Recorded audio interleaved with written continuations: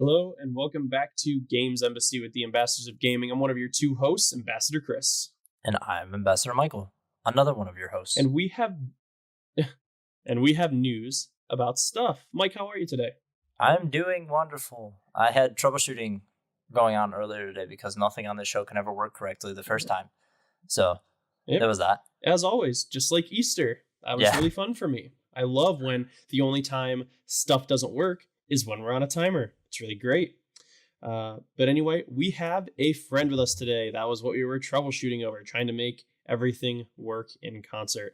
We have a friend of ours, childhood friend Adam, on the show today. Say hi, Adam. Hey, Chris kind of stole my joke there, but yeah, I'm the troubleshooting guys. Okay, he's not the trouble. We just needed to make sure that what we do will work with what he has to work with. It is sounds bad. It's another example of my everlasting fight with the universe to make this show work and happen. It is an God is like thorn this show in our side. God's like, this show is an abomination. It must be stopped. And I'm like, damn you, it will be done. And every week I somehow make it happen. And I'm like, damn you. Oh my gosh. But anyway. The show must go on. Exactly. As Adam said, the show must go on. So Mike, why don't you go ahead and take us over to our plug? So if you would like to support us and get some cool perks while you're at it, we have a Patreon in which you can get some exclusive content, you can get early access, and you can also submit your questions, concerns to the show if you would like. We just recorded the exclusive we're behind, but we recorded the exclusive for April. Chris is working on the exclusive for May. So this month you're going to get a double dose. And I'm looking into maybe doing an extra one as an apology for the delay on the April video. So if you want to get some cool stuff over there, you can do so. If not, and you just want to watch or listen on podcast services or YouTube, you can do that as well. Yeah, Mike has resorted to eating dirty diapers as a source of protein. He needs money. You need to support him. My life is misery and pain. But I go on nonetheless. Okay. Mike, why don't you go ahead and take us into our updates? In a shining light, Digimon may finally be coming to Switch. Spanish retailers FNAC and Game.es have listed Digimon Story Cyberse with Hacker's Memory for Switch. The listings have been deleted, but their servers will still host the placeholder box art. And both sites had the game listed as due out on October 30th. Good stuff. Riot Games Employees walk out. There was a scheduled walkout. Over 150 employees participated in the walkout at an LA headquarters. The walkout marks the first major labor-related demonstration for a large game studio. Riot management put out a statement that they will, quote, not tolerate retaliation of any kind as a result of participating or not. It seems that the employees were allowed to make their voices heard, and the company, in its own way, allowed them to speak out, or at least in a way that made them look good. Yeah. Ubisoft announces new Ghost Recon. Prior to the announcement, there had been a full week that Ubisoft would announce a new Ghost Recon game. The game is titled Ghost Recon Breakpoint. The game is set in a more jungle-like terrain on the island of Aurora in the Pacific. The game revolves more around stealth, given you are in a situation where you are being hunted for most of the game. The primary villain will be played by John Bernthal, the Punisher from the Netflix Marvel series, who is a ghost operative gone rogue. Capcom is bringing DMC to Switch. No, not that DMC. The Devil May Cry original game is coming to Switch later this year, and Capcom announced that the original game will make its way to the little system that could, quote, this summer. That's a stupid thing to say, and you should feel bad about it. I don't. I thought it was clever, and I left it there. The little system that could. You're dumb. World War Z is an unexpected hit. Demand for physical versions of the game have been in high demand, and currently players in the UK and US are unable to find copies available for pickup. The game sold over 1 million copies 1 million copies across all platforms worldwide. NetherRealm is looking into those workplace culture accusations. The developer stated that it's actively looking into the reports. This came about in the last couple of weeks with users posting online and speaking with publications about the ongoing culture they claim to have experienced while working at the company. Boy. Fun. Rumors were true. EA is bringing EA access to PlayStation 4. Starting in July, PS4 users will have access to the subscription service. The prices for the subscription are $4.99 US monthly or $29.99 US annually, purchased through the PlayStation Store. Matt Bilby, Executive Vice President of Strategic Growth, had some stuff to say about the launch. He said, quote, "As we continue to invest in digital and subscription services, bringing great games to even more players across more platforms is an exciting opportunity for everyone. Our goal is to give players more choice to try and play our games wherever and however they choose, and we're happy to bring EA access to PlayStation 4. End quote. The members will receive benefits like Play First trials, allowing users to play up to 10 hours of most new EA games. Members will also receive a 10% discount on full game purchases, expansions, in-game items, and more. Lastly, members receive access to the EA Vault that includes games EA adds at intervals. And last thing, this is not a cross-buy subscription. If you buy the service on Xbox One, it will not work on PS4. You have to buy them separately. That's stupid. Agreed. All right. Fallout 76 adds a new shop with a nice Bethesda twist, but I'm going to wait until the end to tell you what that is. The latest patch for the distressed game adds backpacks, new mini quests, and vending machines. Players will now be able to set up vending machines to sell items to players at their camps, but there's a catch. Bethesda is going to take a 10% tax. Just when you thought Fallout 76 was done screwing their fans, turns out that it wasn't even their final form. The patch note states, quote, "You will receive a notification whenever a player buys one of your items. 90% of the sales will be added to your cap balance. This 10% fee has been designed to help maintain the health of the game's economy and mitigate inflation." End quote. That was my BS Bethesda voice. I hope you liked it. As with real life, users have went on to complain that this will artificially inflate prices and don't understand how the tax will help support a healthy game economy. Me too.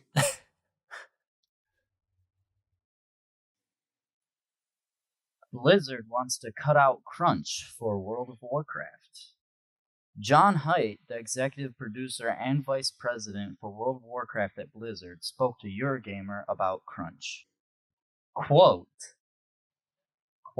"Generally, our policy on the team itself is we want to be a non-crunch team. We're not there 100% yet, but we're really dramatically better than we were even 5 years ago, certainly 10 years ago. I think that very few parts of the team end up having to work any degree of overtime." End quote.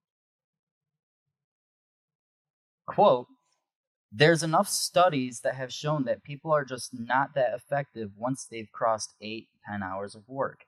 At that point, it's diminishing returns, so we don't really want to adhere to that. I think we're pretty successful, but we can always get better. I'd love it if we could have the perfect work-life balance. That's the goal." End quote. Oh boy. We'll tell that to Rockstar and Epic Games. Yeah. Jesus. Microsoft has submitted a patent that reveals a Braille accessory for Xbox controllers. The patent states, quote, "Although the gaming industry has made some progress towards improving a game's general accessibility, a need remains for improved game controllers and accessories that address the very specialized manner in which visually impaired or blind users interact with video games." End quote. It goes on to say, quote, "Various adaptations that provide alternative input and outputs to facilitate gameplay are sight-impaired or for blind users, as well as other users knowledgeable of Braille. The controller features 6 panels for the feedback. The panels are designed to, quote, enable encoding Braille characters, end quote, allowing users to, quote, take any other action desired, end quote.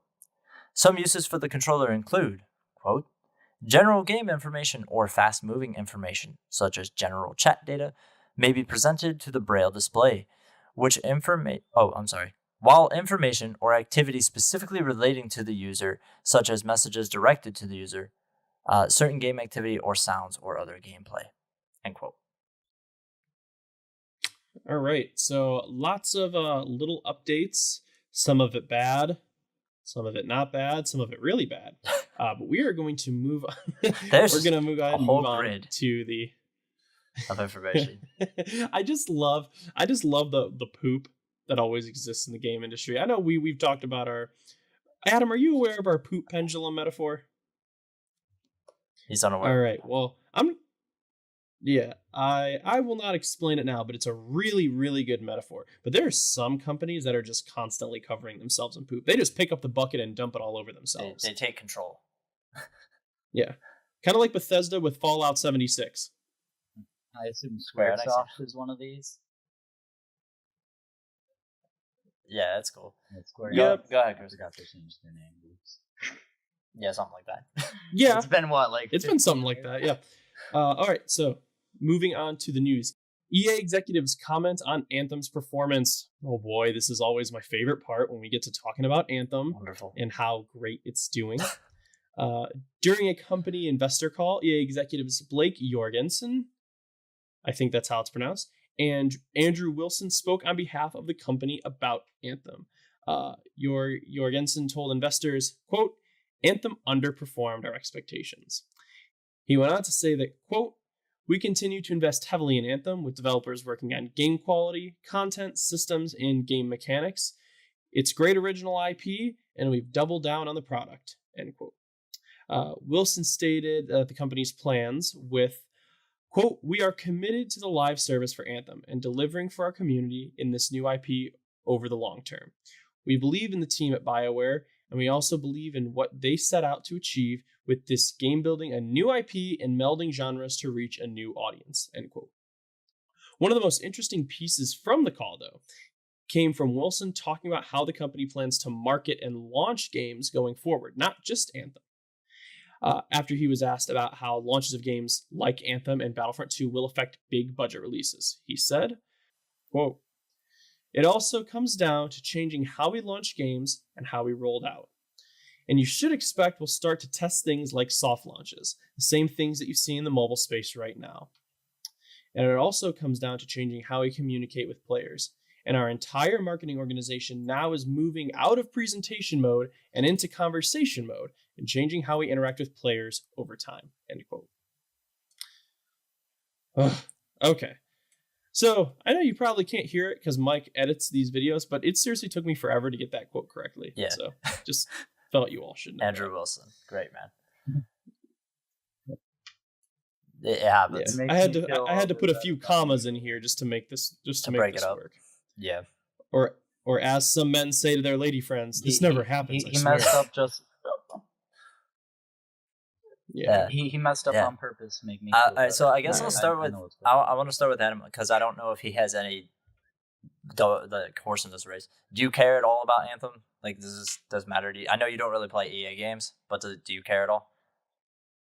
I mean, it's grabbed my interest. It's grabbed my interest when it was first coming out because it's so Iron Man like. But I never really got around to playing it, and I kind of stay away from games like this because people are like, buy this game and play That's with like me 95% my fault. Plays with like, me, so great. Let's just be fair. You're talking about me.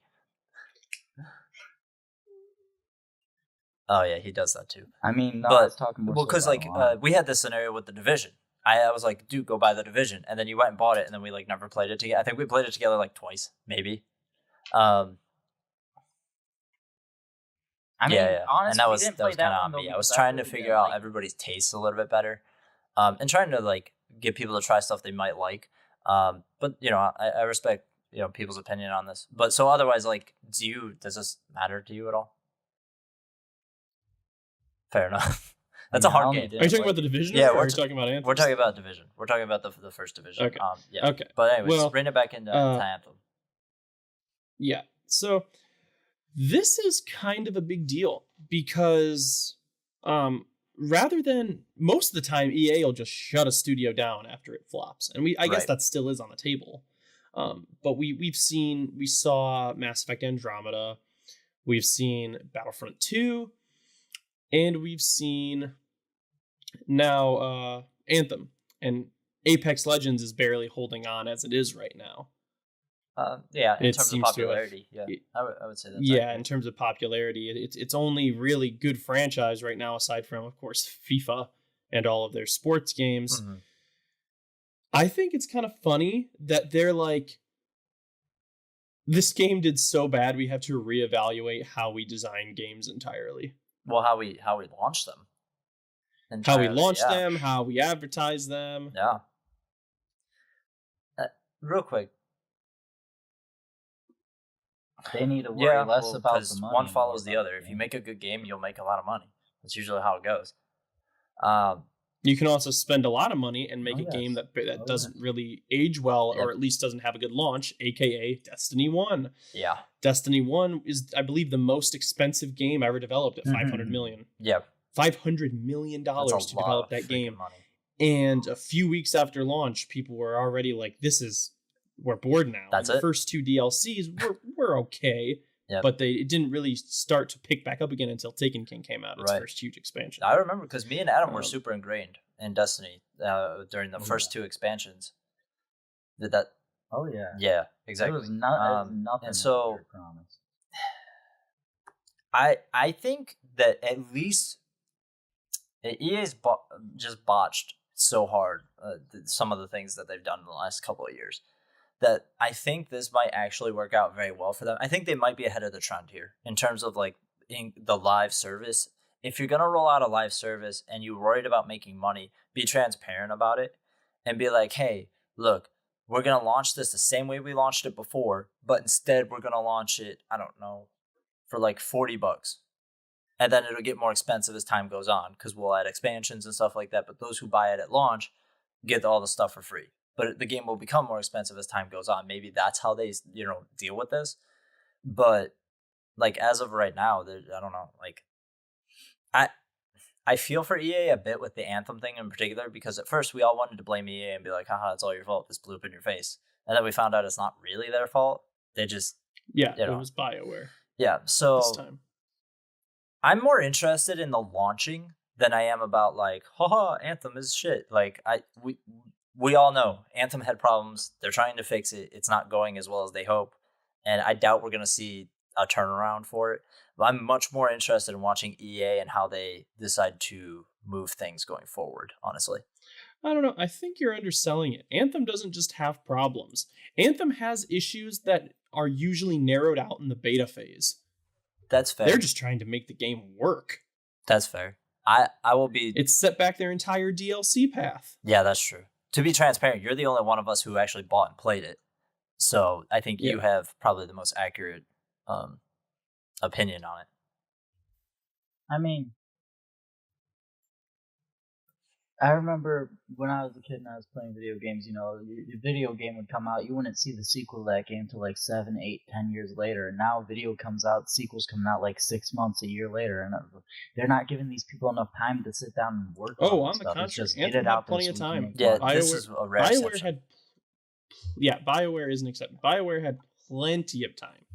They had plenty of time, but their lack of leadership, mismanagement, it can go all the way around. But this isn't just about Anthem. Either the company's just lacking or they don't care. Yeah, one of the two. In this case, it was bad management. In terms of Destiny, we saw that with Destiny. Destiny turned out, Destiny 2 in 4 years after the original game was released, right? Destiny 2 came out? I think so. Okay. That's still pretty, considering how big of a jump in terms of a lot of the things that they did in systems, that was pretty significant. But yeah, we're usually saying sequels in 2 years. I get your point, Adam. They're turning them out real fast. Perfect example is Assassin's Creed. Yeah, Assassin's Creed that went south real quick. Yeah, they ran that thing into the ground. But I don't know. Everybody's getting a better grasp now. I think the companies are understanding better expectations of what we want, what sells well, and kind of how to deal with that internally, because we saw that with PlayStation, Sony in particular, because almost every game originally got delayed, the exclusives, for a while. Like everything started getting pushed back, because they didn't understand how long it was going to take them to make those games. So hopefully EA's done learning its lessons the hard way, and I hope that they pull it together, because I think they do have some interesting stuff there that we could get into, but they need to figure it out business wise. Definitely. All right, Adam, why don't you go ahead and take us over to our second news point? Platinum Games has said that Microsoft was blamed for Scalebound cancellation. Studio head, I'm gonna butcher this so bad. Studio head Atsushi Inaba spoke with the VGC regarding the game and its cancellation. Inaba thought that it wasn't fair that Microsoft took all the blame for the cancellation. Quote, watching fans get angry at Microsoft over the cancellation wasn't easy for us to watch, because the reality is when any game in development can't get released, it's because both sides failed. I think there are areas where we could have done better, and I'm sure that there's areas that Microsoft as a publishing partner wished they could have done better, because nobody wants a game to be canceled, end quote. Inaba confirmed that Microsoft does own Scalebound IP.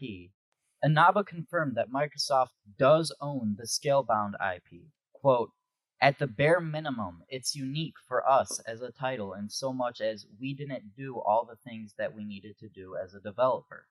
There were a lot of painful lessons, but that helped us grow as a studio. We want to make sure that the publishers who gave us a chance to make a game in the first place isn't treated poorly. The truth is, we don't like to see Microsoft take the brunt of the fanfare, because game development is hard, and both sides learned lessons for sure. End quote. This is something you don't see every day. Mm-hmm. A lot of times, if you're a game developer, or not even a game developer, but someone that designs anything, and all of a sudden your publisher starts taking the hit for it, you're just like, well, at least the fire is not coming towards us. Right. It's nice honesty. It's nice. It's something we don't see in the game industry every day. I'm really happy to see someone step forward and go, it wasn't them. We messed up too. Like, don't just be mad at them. We all messed up here, guys. The responsibility, taking the responsibility is huge. And I think, if I may,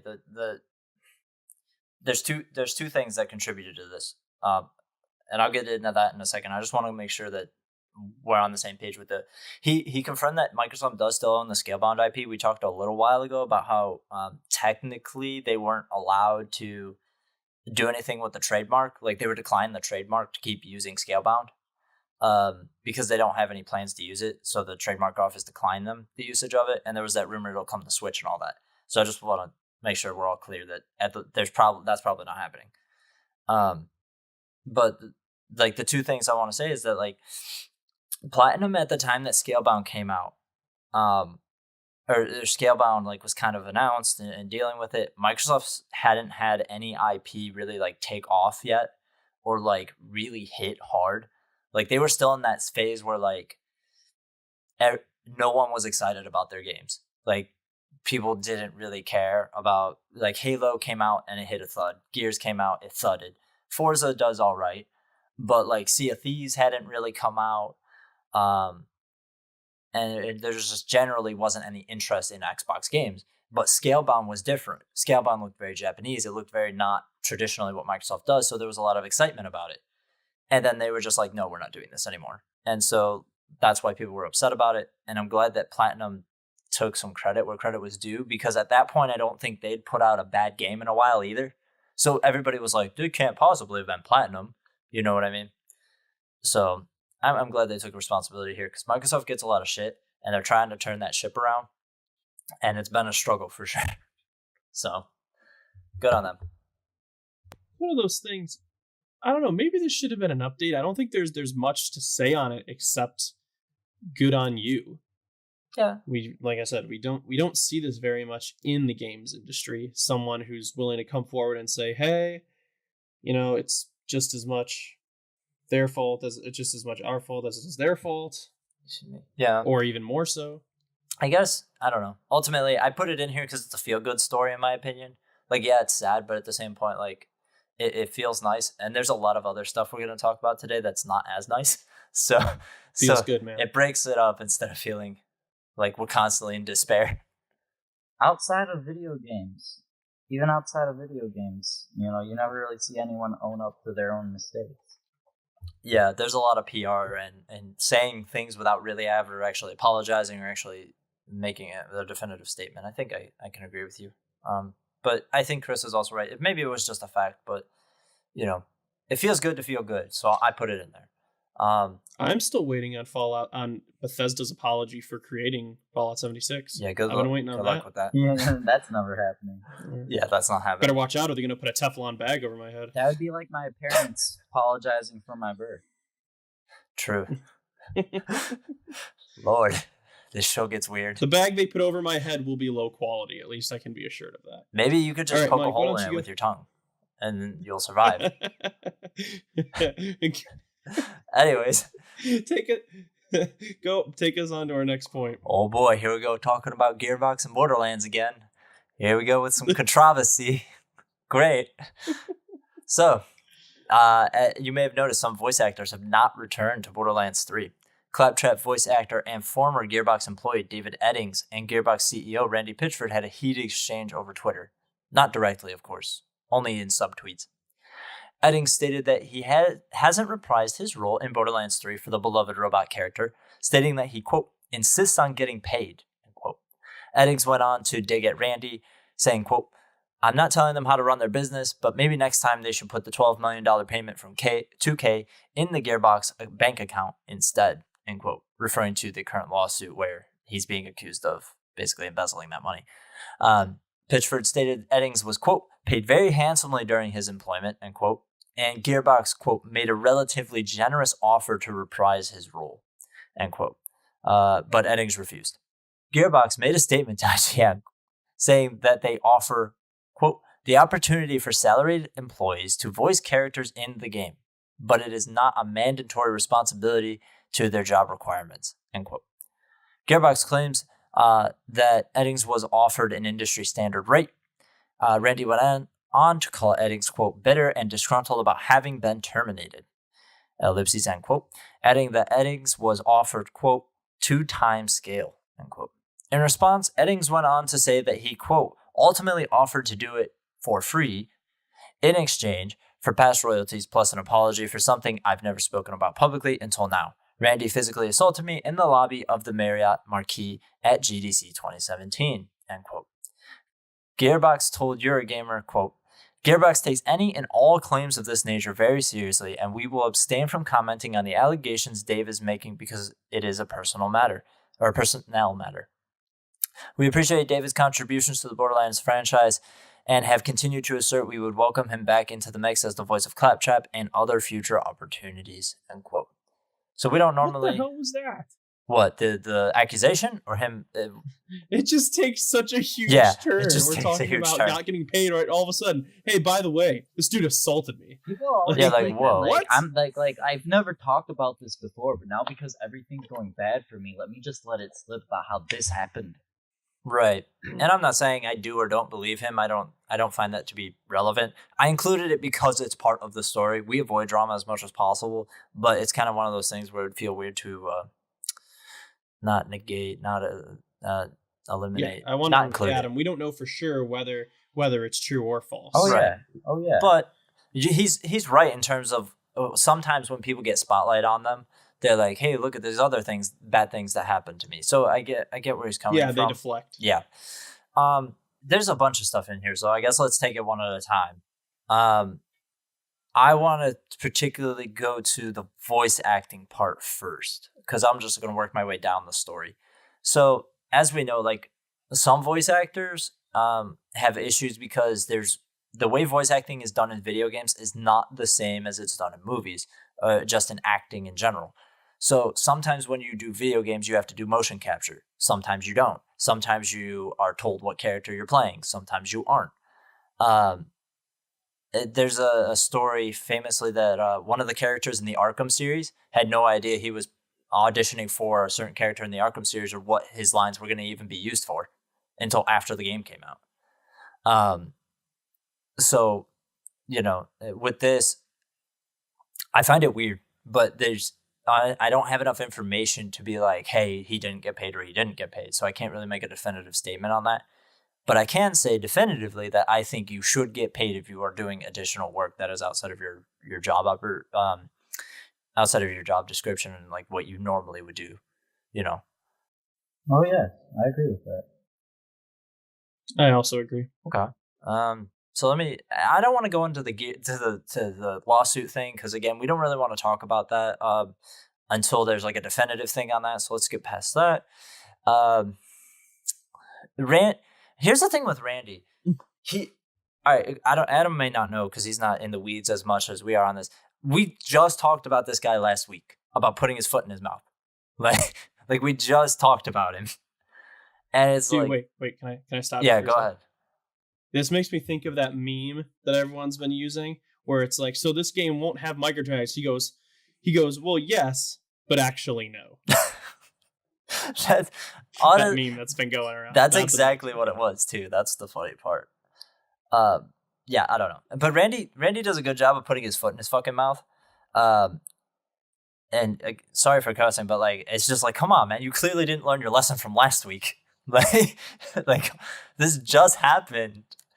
I don't know. I don't know why you would do this, like publicly. Like I would just let it be and like let my PR team handle it personally. What fun is that when you can make a mess of things? I guess if you don't want to self-destruct, whatever. Would you rather build a house of cards or tear it down? If you make a loud enough scene, eventually someone will pay you to shut up. Yeah, I guess that's true too. Man, that is a really awesome. I never thought of that. That's a big fact. Yeah, I would agree with that. Wow. So maybe there's that too. Again, we don't Maybe I should try and get paid. Maybe I should try and get paid. I'll enlist the Mighty Goose to just absolutely destroy everything. Wonderful. Great. Yeah. So that's how the world ends. Pretty much. The Mighty Goose cracks it down the middle. Mighty Goose has a cameo in the new Godzilla King of Monsters. Yeah, dude. He died in Endgame. Sorry. Spoilers. Jesus. The Mighty Goose is all, and he's omnipotent? Is that the word I'm looking for? He's everywhere is my point. He is always, he's in the Marvel but never. And DC universe. He exists everywhere, I'm a but nowhere. multiplex. I infinitely exist as well as don't exist. Yes, exactly. Brainiac at the same like time. a Skittle. Exactly. The fear that the Mighty Goose these entails. People, I don't even think we've ever talked about Mighty Goose on the show before, so we should probably leave this joke behind because we'll let it die. But so there's a lot in here. I think we should. I personally believe we should take some of this with a grain of salt, and then wait until more facts come out. This is why we don't cover this kind of stuff because it's just it's so messy. Attention grabbing. Yeah, and it's like this is a great thing to write an article about and get some clicks, but like I think this. I wanted to give a chance for this guy to have his story told, whether it's true or not, and then also present the argument that the company is giving in case it's not true. So, I think we covered all bases with that. So I'm good to move on unless you guys have anything else you want to say about it. I wasn't really going to talk about this, but the CEO of Chipotle assaulted me outside of the Kent State Physics Building. Wow, dude, that's a crazy story. You should definitely be rewarded with something for that. It's the title of my autobiography. But anyway, I'm going to go ahead and take us on to our next news point. A senator proposes a bill to regulate loot boxes. Senator Josh Hawley from Missouri announced he will be introducing a bill to ban, quote, manipulative, end quote, design features in video games with underage audiences, which of course includes loot boxes. The bill would prohibit sale of loot boxes in games targeted at minors, those under the age of 18. Games marketed toward more diverse audiences might also face penalties if they knowingly allow children to purchase loot boxes. Regulators would make decisions about whether a game is targeting minors by similar indications used under the Children's Online Privacy Protection Act. The subject matter and visuals could be factors in making that decision. So in other words, like something along the lines of Fortnite and the animation might be considered targeted toward kids. And Call of Duty may not, even though it is. Well, yes, but actually no. Pay-to-win mechanics targeted at minors would also be outlawed. This would include purchases to advance through content faster, so basically any EA game. The ESA, Entertainment Software Association, responded saying that other countries have determined that loot boxes do not constitute gambling.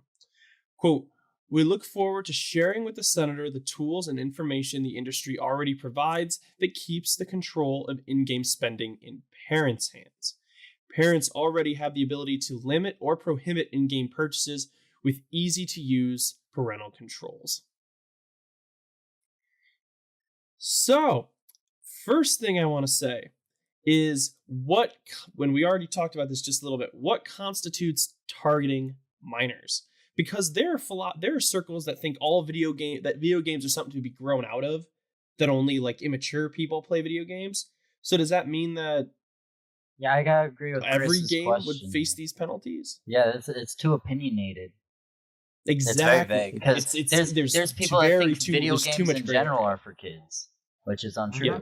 It's like saying comics Way are too for much gray kids. area. So it's too vague, I think. The bill is too vague. It either needs to outright say, hey, no loot boxes. Hey, no this, no that. Because as we know, it's also very different from regular legislation.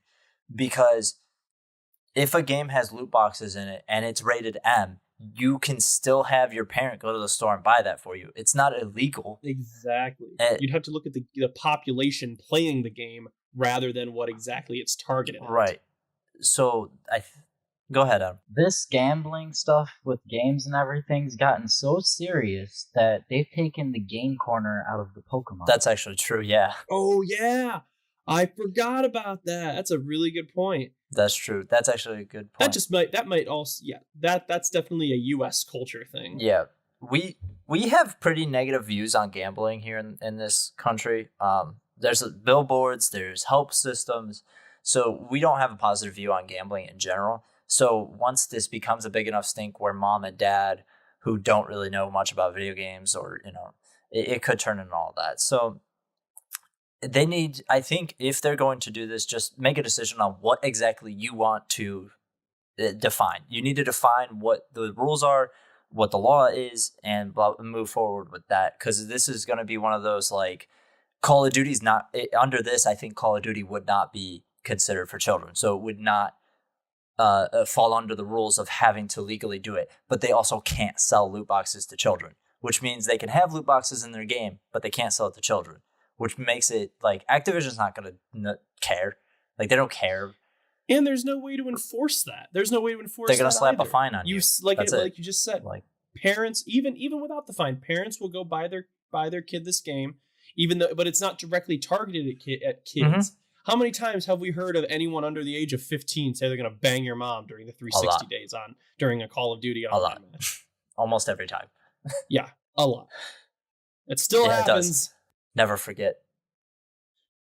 Back in the 90s, video games were under attack. Like, they're trying to take them away from us or just ban all the video games. And it's been happening more and more here recently, and it upsets me. I thought we moved past this as a society. I thought we got all the video game stuff sorted out, but I guess not. They just buried the hatchet. Now they're digging it all back up. Honestly, we're the scapegoat of entertainment. It's the video games all this video game stuff's just to distract people about what's really going on. Don't have an opinion on that either way, but I do have the opinion of they definitely target us unfairly in comparison to movies and television and other forms of media. Yes. So, yes. Like, look at Game of Thrones. Right. Like, realistically, like, Game of Thrones is like what? At least one tit in every episode? Yeah, and it's one of the most popular, if not the most popular show in the last decade. So, like, maybe of all time. It's one of the most popular shows of all time at this point. So, like, and nobody's like, oh, we have to ban HBO. Like, oh, yeah, but if I make a video game and throw a tit in it, people are going to want that banned and kicked out of the country. No boobs allowed in video games. Don't you know? Oh, So, I think we should have fair rules. I feel like if you want to put some boobs or you want to put some dick in your game, go for it. I have no preference either way. I might not play it, but I think you should have the right to do so. So, but oh yeah, like that's definitely something I want to be forewarned about. All right, I think we're good on that. So, Adam, you got the last point. You're gonna be talking about PlayStation, so go for it. Oh boy. PlayStation does their State of Play for May 2019. Predator Hunting Grounds was revealed to be released in 2020. A multiplayer online game. It's going to be similar to Evolve. Hopefully it'll turn out better than Evolve. Kind of disappointed in what happened to that game. Medieval is being released on October 25th, 2019. The game is also dropping for $30. I really like how they're starting to bring back all these older games. Oldies but goodies. Exactly. I'm appreciative of all this. And speaking of bringing back older games, oh boy, here's my favorite. A new trailer for Final Fantasy VII Remake. But it's more like a trailer for a trailer that's coming later. Basically. Ah, I love Square Enix. Same. Yes, they are special. Away, the survival series. It's a game about a sugar glider. It's dated for 2019. Riverbound, an indie shoot and slash. And Monster Hunter World Iceborne DLC. It is releasing on PS4 and Xbox One on September 6th and will be $60. So, yes, now winter is also coming to Monster Hunter. I thought it was interesting that they priced that one particularly at $60. You and I played Monster Hunter World pretty deeply. So yes. If this is $60, yeah, we still got stuff to do. But I don't play Monster Hunter, and you know what? I never will. Okay. I mean, to be fair, it's not for everybody. But this one in particular, I think is going to be massive because if it's $60, it's got to be huge. Oh yeah, it's got to be like a whole another game. Like otherwise, for doing definitely it. Well, this is releasing as a separate disc. Yeah. But I mean, from what I understand, from what I understand, it's gonna have like just that one new area, the whole icy part. But I think it's supposed to be bringing back just tons of old monsters and stuff from the series that weren't in the game already. And so I'm hoping that most of the $60 is just new monsters to go fight. Like I actually might get that and start playing the game again if there's anything interesting. The last thing I'll say about it is I think you're right. That's the most interesting part of Monster Hunter is the big battles with the monsters. Like it'd be cool if we got another area, but like I don't need a whole new island. I would rather have like 30 new things to go fight and kill. Yeah. So 100%. To go back through some of this a little bit, Medieval is dropping around Halloween, which is perfect. That's what I was hoping for. I was not expecting it to be $30. I was expecting it to be $40, which I'm okay with. I think that's a good price point for that game. I mean, Final Fantasy VII just came out on the Switch for but this is and that's hailed as one of the best games ever. But this is a remake. It's not just the old game. It's like a whole new, it's a whole remake. A complete remake of Medieval, So that for that's really surprising. Yeah, that's what I'm saying. They could probably get away with selling it for $60 and people would buy it, but like, I think they made the right call on that. Away looks really, really good. I don't know if either of you guys saw the trailer for that. This is gonna sound weird, but it's super cinematic for like a game about being a tiny squirrel. Like, there's like a fire tornado in it. I'm like, what the fuck is this game? Yeah, dude, this game is crazy looking. What? I'm very interested in it. And the Predator thing is interesting too because it's actually being made in part by Sony Interactive. So I think this Predator thing is an exclusive. Oh yeah. I'm hoping it's gonna be a lot like Evolve, but just successful. I like Evolve's concept, but yeah, Evolve kind of came out and died. Yeah, it's a great concept. Evolve was like the monster version Yeah, of Left 4 Dead exactly. almost. And I think maybe adding the IP of Predator to it will bring that back. And then Final Fantasy VII. That's your big thing. It looks good. It looks really good.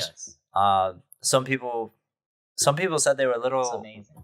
weirded out by the fact that he looks more like a character in Final Fantasy 15 now. But I think that's just Square Enix has an art style, and every like certain number of years they stick with a block set of art style. Like all the art from like every generation or so of artists looks the same. Like, you know what I mean? The only thing that's been weirding me out about it is how Barrett looks, because I always imagined him to look like Mr. T. I actually named him. I think Mr. that was T at ultimately one the point. joke, right? Like that was what they were aiming for. Well, he's always yelling and cussing, and like the way he's talking. Yeah, I'm pretty sure he was supposed to be Mr. T when they made the game. That's what they were going. So we'll see. We'll see what ends up with that. I hope at E3 they do something interesting with it, because they took Sony's slot. Now that Sony's not doing E3 this year, they actually took that time spot this year. So hopefully they show up with something. I just hope they can give us enough information to make everybody stop freaking out and crying. I agree with you, but also they haven't handled it well. So, because I mean, well, literally, they're remaking a game they told us they would never remake. So, like, if people could just be grateful, I agree, but I also think they should be. I think they should also be open to criticism. That's my opinion. I think that just because you're doing this great thing that everybody's excited for, I don't think you still can't be criticized or critiqued for it. So, but yeah, criticism. Yeah, there's one a difference. Thing, but at another point is a lot of times video games and things are just ruined because people on the internet, our community, won't let up. And the gaming community is both the best and the worst, in my opinion. Like we're great and we're terrible. So the gaming community is the most self-destructive force on this planet. That's fairly accurate. Do you have any opinions on any of the state of play, Chris? Because I know you're bigger into like Nintendo and their directs, so I don't know if any of this tickled your fancy. Unfortunately, I watched part of it. It wasn't really that impressive to me, and on top of that, a lot of these games I don't play. That's fair. Unfortunately, I don't have much of a dog in this fight. Right. Well, let me just ask, because I'm in the same. I think you and I will be in the same boat on the presentation wise. How did you feel presentation wise? Do you feel like it's still like they could do better in terms of the way they present, or do you think it's all right? I mean, I thought the presentation itself wasn't too bad. I get a bad taste in my mouth from Sony over the past few years, so it's one of those things I'm going to be biased and I'm going to say, well, it didn't look as good as Nintendo's or this or that, but a lot of that's just going to be me being pissed off that PlayStation's kind of been, when it came to things like cross-platform play and changing your name, it just put a bad taste in my mouth. So I feel like if I think it was okay. I think their presentation was just fine. Okay. Then unless anybody else has anything else to say, I think we're all set for this week. I think this is a pretty lengthy show. I think it was pretty good, pretty meaty. Yeah. Well, Adam, thank you so much for joining us. Always nice to have a third voice in my head. No problem. Thanks for letting me be here. Yeah, that almost sounds like I was schizophrenic. That's strange. Sorry about that. Great. Anyway, hey, for all they know, you are. I mean, maybe I'm just you using a different voice. This is getting weird and meta. I don't like it. Have we lost Chris? Have we lost the show? Have we lost our mind? Have we lost the world? No, but seriously, is he gone? Oh, Jesus Christ. He's gone out of the party.